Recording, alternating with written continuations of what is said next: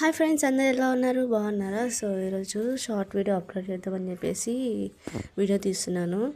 ఏంటి అంటే చిక్కీ చేస్తున్నాను అనమాట. దేంతో అంటే ఫ్లాక్స్ సీడ్స్తో.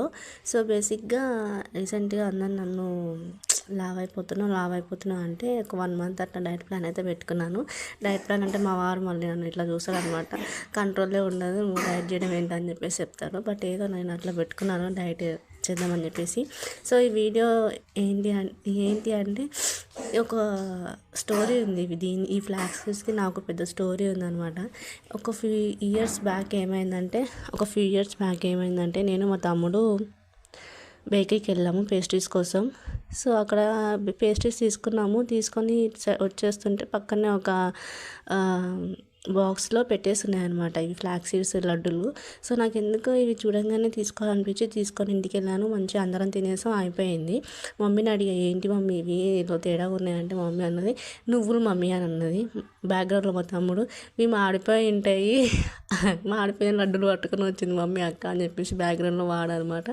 సో అంతా అప్పుడు అయిపోయింది, ఇంకా తినేసాం, అయిపోయింది. మళ్ళీ రీసెంట్గా ఏమైందంటే నేను డైట్ చేస్తున్నాను అని చెప్పాను, కానీ మా మమ్మీ అయితే ఇవి తీసుకొచ్చి నాకు ఇచ్చిందనమాట. ఏంటి మమ్మీ అంటే ఫ్లాక్స్ సీడ్స్ అని చెప్పింది. అవునా, అప్పుడు నువ్వులన్నా ఇప్పుడు ఫ్లాక్స్ సీడ్సా అంటే ఏమో అప్పుడు తెలియదు కదా అని చెప్పేసి అన్నది అనమాట. ఏదేమైనా ఇప్పుడైతే నువ్వులు కాదు ఫ్లాక్స్ సీడ్స్ అని మాకు ఇప్పుడు అర్థమన్నమాట. ప్రాసెసింగ్ వచ్చేస్తే చిక్కీ అయితే సింపుల్. బెల్లాన్ని కరిగించుకోవాలి, ఫస్ట్ మెత్తగా దంచుకొని కరిగించేసుకొని పాకం వచ్చే వరకు చూసుకోవాలి. ఇక్కడ మనకి అరిసెల పాకం వచ్చిందనమాట.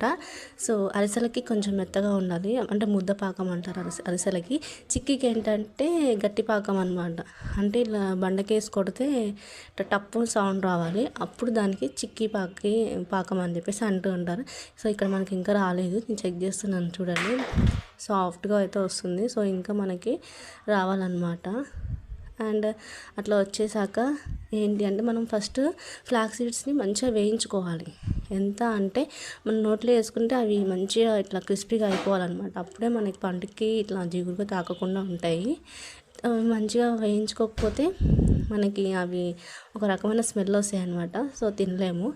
సో ఇక్కడ మెత్తటి పాకం ఉంది అనమాట, ఇంకా రావాలి మనకి, అదే చూపిస్తున్నాను. సో అట్లా మంచిగా రోస్ట్ చేసుకున్న తర్వాతకి సైడ్ పెట్టేసుకున్నాను. అండ్ ఇక్కడ మనకైతే పాకం అయితే వచ్చేసింది చూడండి. కిందికి ఇట్లా బండకేసి కొడితే టప్ అని సౌండ్ రావాలి.